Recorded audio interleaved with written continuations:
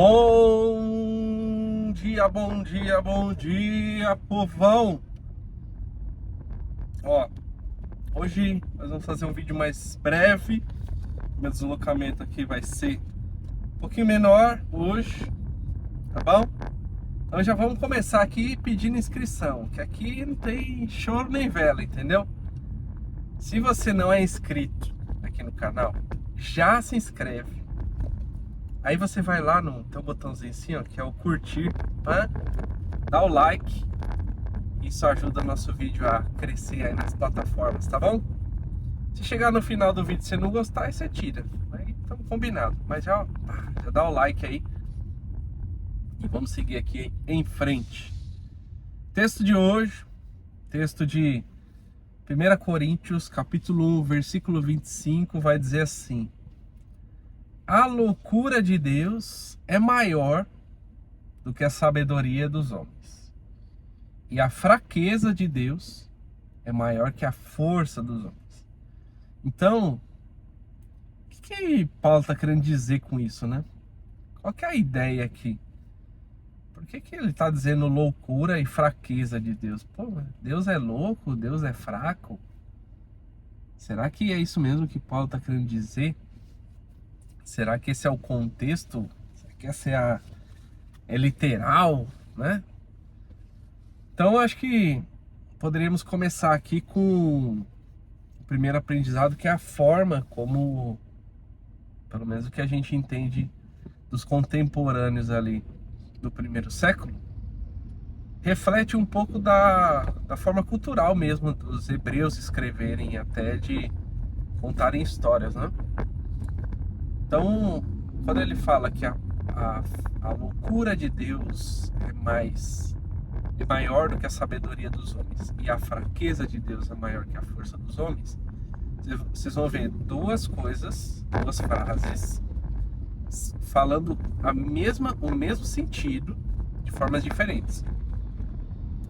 Essa duplicidade vai ser vista ao longo de todo o Velho Testamento, nas profecias, nos Salmos, no Pentateuco, até no Gênesis.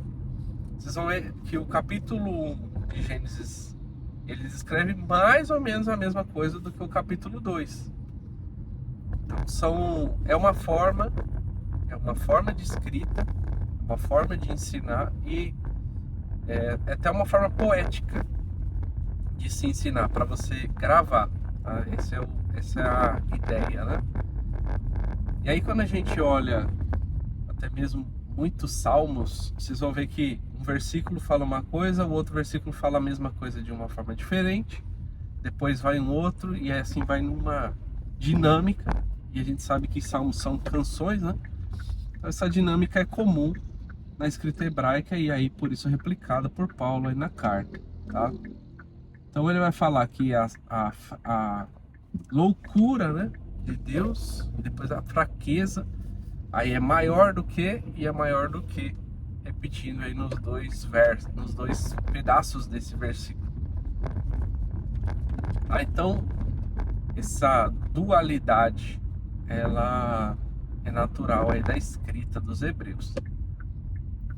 E aí, esses termos, né, a loucura e a fraqueza, é claro que a gente pode interpretar aqui que ele está extrapolando. Ele está extrapolando, tá? Justamente para a gente ter a noção de comparação de uma coisa com a outra. Então, se a gente fosse pôr as duas coisas numa régua, então vamos pensar na sabedoria. Vamos supor que a sabedoria tivesse uma régua, e que o começo da régua aqui embaixo, o zero da régua, fosse o ser humano menos sábio já existente, tá? A régua do ser humano.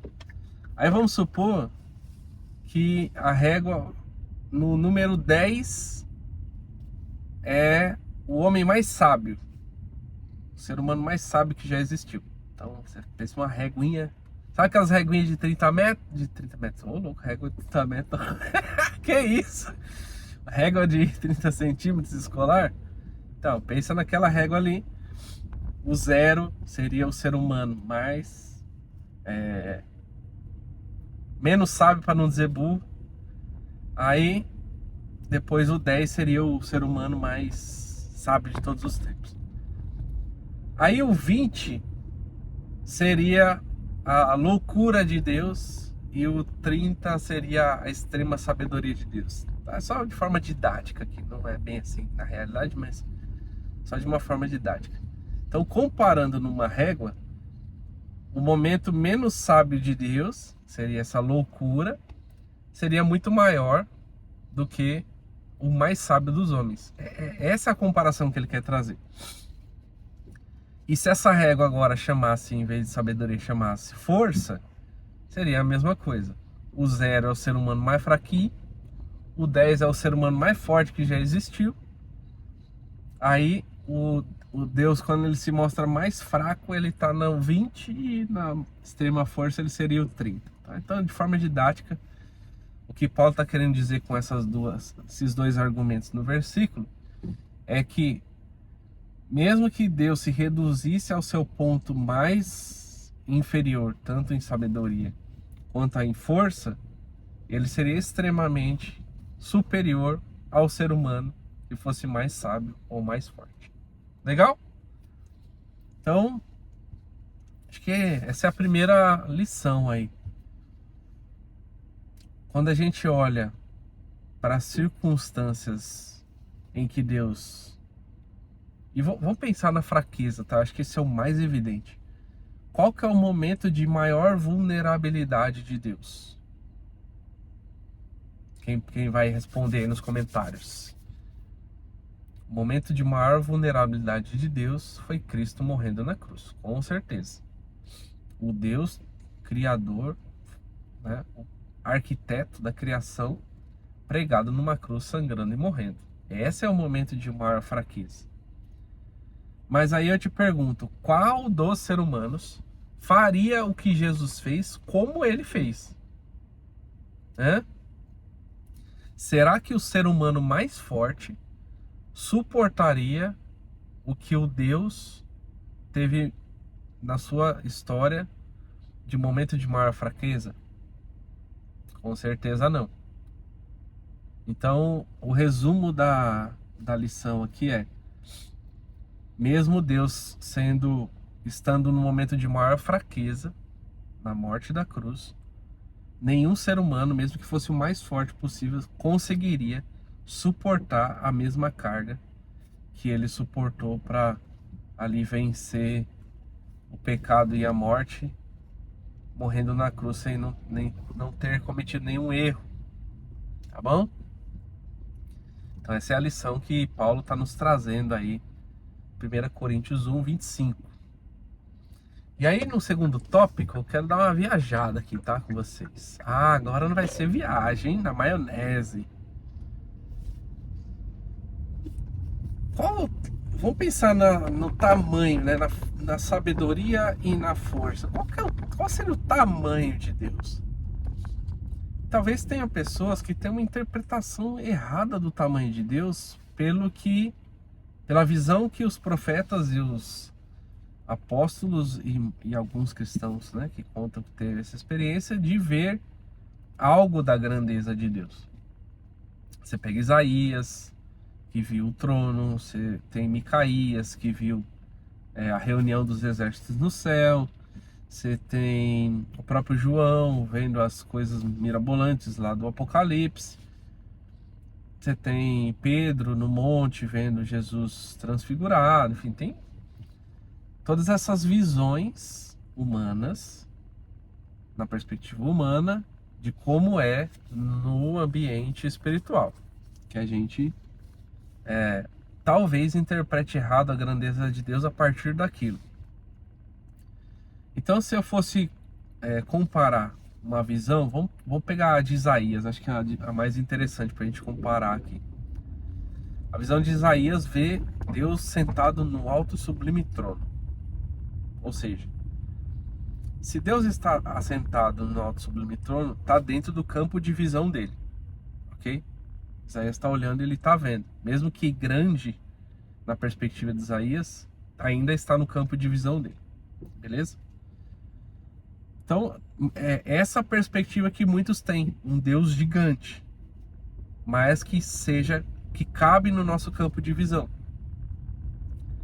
Só que, meu amigo, quando eu olho umas coisas hoje, do tipo as fotos aí que tem do James Webb, do Hubble, e toda a sabedoria que tem se trazida a partir desse conhecimento com relação ao tamanho do universo, a quantidade de estrelas, quantidade de galáxias, não sei quantos trilhões e trilhões de estrelas tem, quantas trilhões de galáxias tem. Não dá para um Deus que cabe no campo de visão de um ser humano ser menor do que isso, ser menor do que o universo.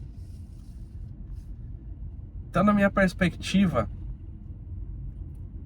o Deus Criador, ele se diminui, mesmo que ainda fique grande ao nosso ponto de vista, mas ele se diminui a essa perspectiva, porque na real, para mim, ele é acima e maior do que o próprio universo. Entende o tamanho da grandeza de Deus? Ele está acima e é maior do que o universo, porque ele não está preso dentro do universo, não está preso ao tempo, não está preso ao espaço, não está preso à matéria, a nenhuma dessas dimensões, portanto ele deve ser maior do que tudo isso. E aí quando a gente vê o profeta falando sobre um Deus assentado num alto e sublime trono, mesmo que gigantesco no ponto de vista de Isaías, ali a gente tem um cenário de diminuição do próprio Deus para caber no campo de visão dele, e mesmo assim se mostrando grande. Então essa é a segunda lição aí para vocês, e que fique aí na tua mente esse ponto de vista para você pensar sobre o tamanho do Deus que você serve, tá bom? Deus abençoe a todos.